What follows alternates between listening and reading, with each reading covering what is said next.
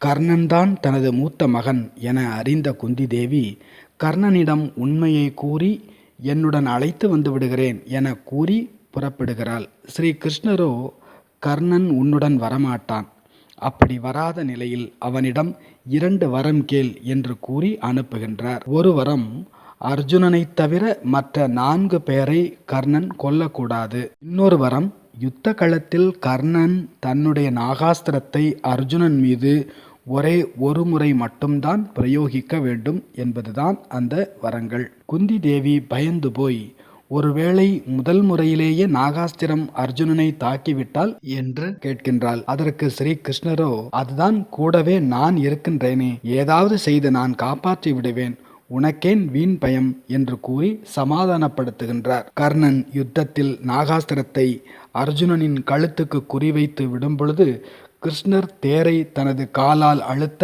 அம்பு அர்ஜுனனின் கிரீடத்தை தாக்கி கீழே சாய்த்தது.